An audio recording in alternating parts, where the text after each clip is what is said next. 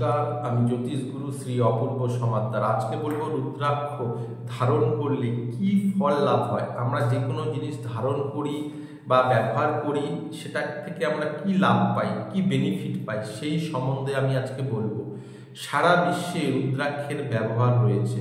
এর মধ্যে রুদ্রাক্ষের মধ্যে দৈব গুণ ও ভৌতিক গুণ দুটোই রয়েছে। রুদ্রাক্ষ মানুষকে আপদ বিপদের হাত থেকে রক্ষা করে। রুদ্রের অক্ষ থেকে রুদ্রাক্ষ কথাটি এসেছে। রুদ্র হলেন শিব, আর শিবের অক্ষ হলো চোখ। এই থেকে রুদ্র হলো শিব আর অক্ষ হলো চোখ, শিবের চোখ, এই কথাটি এসেছে। রুদ্রাক্ষ কথার অর্থ হলো শিবের চোখ। আর পুরাণে বর্ণিত আছে, তারকাসুর বধ করার সময় মহাদেবের বা শিবের চোখে আঘাত লেগে যে জল বা সেই চোখ বা অক্ষ থেকে যে জল পড়েছিল, সেখান থেকেই সৃষ্টি হয়েছে রুদ্রাক্ষের গাছ এবং রুদ্রাক্ষের গাছ থেকে ফল। তাহলে তারকাসুর বধের সময় শিবের চোখের মধ্যে আঘাত লেগে যে জল পড়েছিল, সেখান থেকেই রুদ্রাক্ষের গাছের উৎপত্তি বা সৃষ্টি, সেটা পুরাণ অনুসারে কথিত রয়েছে। হ্যাঁ, সেই শিবের বা শিবের আরেক নাম হলো রুদ্র, সেই তার অক্ষ চোখ, অর্থাৎ শিবের চোখ রুদ্রাক্ষকে বলা হয়। রুদ্রাক্ষ ধারণে মনের শক্তি বৃদ্ধি পায়।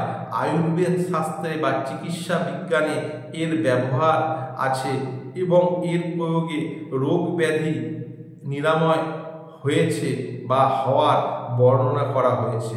9টি রুদ্রাক্ষর বীজ রেখে ওই জলে স্নান করলে গঙ্গা স্নানের ফল লাভ হয়। 9টি রুদ্রাক্ষরের বীজ, যে কোনো পাঁচমুখী সব থেকে সস্তা, 5 টাকা করে পিস, আরও কম হতে পারে, সেটা নিখুঁত। কোনো কারণে সেই রুদ্রাক্ষ যাতে অক্ষত থাকে, তার মধ্যে কোনো কারণে ভাঙা কাটা যাতে না থাকে, সেই পাঁচমুখী বা যে কোনো রুদ্রাক্ষের বীজ কি করবেন, 9টি জলের মধ্যে রেখে সেই জলে স্নান করলে গঙ্গা স্নানের ফল লাভ হয়। এছাড়া জলে বিদ্যুৎ তরঙ্গ সৃষ্টি হয় বলে শরীর ও মনে শক্তি বৃদ্ধি হয়। রুদ্রাক্ষ ধারণে 40 দিনের মধ্যে ফল লাভ হয়, তবে এটি সবসময় ধারণ করা যায় না। শ্মশান যাত্রায়, মলমূত্র ত্যাগকালে, সঙ্গমকালে, মহিলাদের ঋতুকালে রুদ্রাক্ষের বীজ বা যে কোনো রুদ্রাক্ষর মালা পরা উচিত নয়। রুদ্রাক্ষ মানুষের আয়ু বৃদ্ধি ঘটায় এবং অপমৃত্যু দুর্ঘটনা রোধ করে। সোমবার, মহাশিবরাত্রি, গ্রহণ, পূর্ণিমা, অমাবস্যা ও সংক্রান্তিতে রুদ্রাক্ষ ধারণ করা উচিত।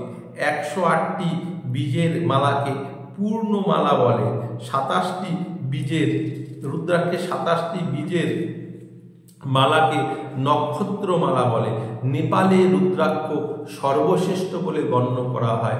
রুদ্রাক্ষে তামা এবং রূপ থাকে বলে বিদ্যুৎ পরিবাহী, তাই বৈদ্যুতিক শক্তি পরিবাহী এবং সৌরশক্তিকে আকর্ষণ করে যা মানব শরীরে ক্রিয়া উৎপন্ন করে। ফলে রোগ প্রতিরোধের ক্ষমতা বাড়ে এবং কিছু কিছু রোগের উপশম হয় এই রুদ্রাক্ষ ধারণে।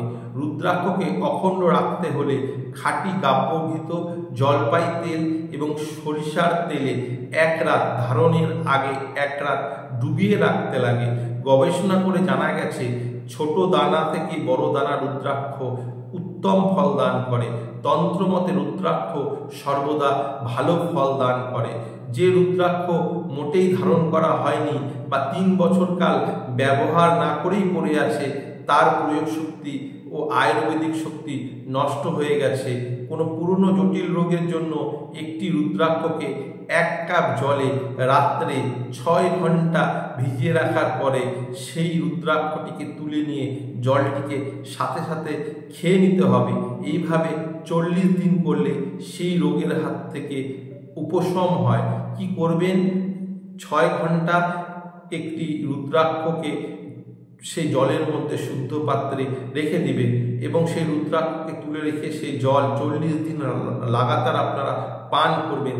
তাহলে সেখান থেকে আপনারা শারীরিক এবং মানসিক শক্তির বিকাশ এবং রোগ নাশ হয়। এছাড়া কোন উদ্দেশ্য সিদ্ধির জন্য রুদ্রাক্ষ মালায় কিভাবে জপ করবেন। শত্রু দমনের জন্য তর্জনী দ্বারা জপ করতে হয়।